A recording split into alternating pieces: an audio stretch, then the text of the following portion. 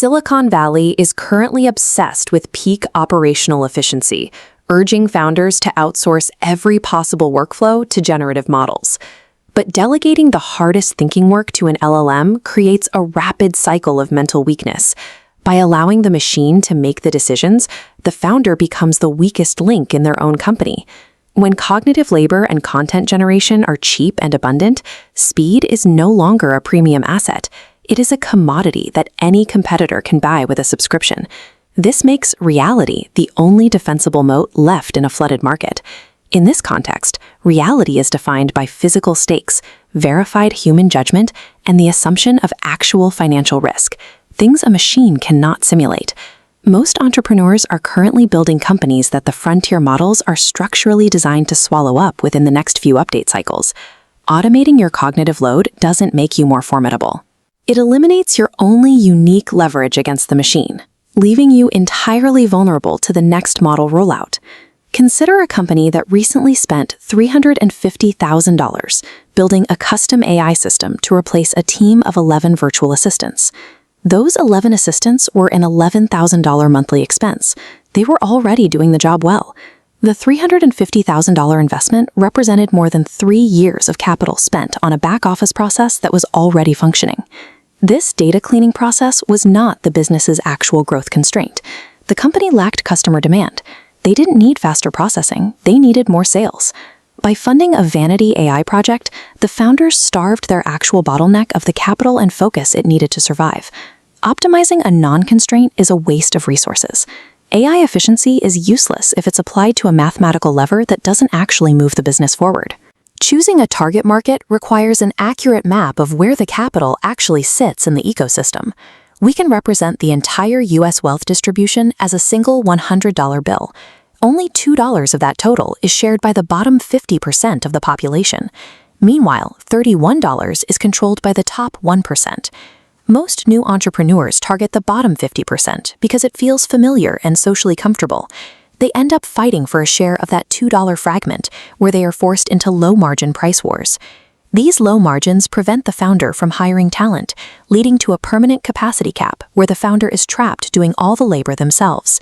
Moving upmarket allows for premium pricing and the excess margin necessary to buy back your time. High pricing serves as a signal to the market, attracting customers who have more capital and significantly lower service requirements.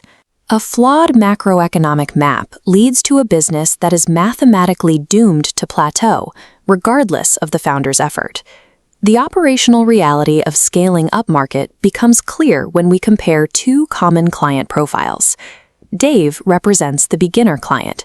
He is putting his entire mortgage on the line for a $10,000 app idea. Because the stakes are his entire life, Dave operates from fear. He counts every metric and consumes massive amounts of your team's bandwidth. Now compare that to a client like Coca-Cola. Coca-Cola provides six-figure budgets through casual, systematic oversight. The larger the contract, the lower the day-to-day friction. Securing contracts at this level requires physical proof of your past performance. Upmarket clients look for a track record of reality that can't be faked.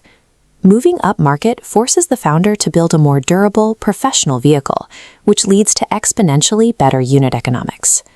As AI models become more proficient at mimicking information, the value of generic education and commoditized advice is dropping towards zero. Purely digital entertainment and fictional content are being swallowed by infinite machine-generated supply. The only surviving premium asset is undeniable physical reality. This is why the most successful modern media is built around high-stakes physical production, events where real money and Lamborghinis are on the line. If the Lamborghini isn't real, the audience stops watching. Risk is the only thing that commands attention in a world of digital slop. In business authority, reality is a track record that spans decades. You cannot prompt a machine to give you 40 years of Berkshire Hathaway's returns. A founder builds this moat by doing the unscalable work, flying to meet clients in person, investing their own capital, and documenting the effort in real time. When intelligence is free and abundant, the market will only pay a premium for verified human risk and unfakeable physical stakes. We often see the same behaviors in founders who refuse to raise their prices or move up market. They pace on worn carpets and read hundreds of self-help books without ever changing their lives. They prepare pre-planned answers for why they haven't started their own business yet. They are protecting a version of themselves built for a very small group of people, usually specific individuals, like a father or a coworker. To see past this, you have to look at the base reality of your own funeral. We stay in these small, safe cycles because we believe the judgment of others is permanent. It is an incentive problem driven by a social illusion. Within weeks of your funeral, your social standing evaporates. The judgment you spent your life avoiding simply disappears. When you realize that the approval of a few specific people dies in the same room you do, the incentive to build a flimsy, one-story business for immediate status disappears. The purpose of a business is to solve problems for the market, not to provide emotional security for the founder. You gain the freedom to dig a 50-year foundation, solving difficult problems for markets that actually have capital, rather than chasing the easiest path. True competitive advantage belongs to those who stop looking for AI shortcuts, accept the finality of their time, and build their leverage on unalterable reality.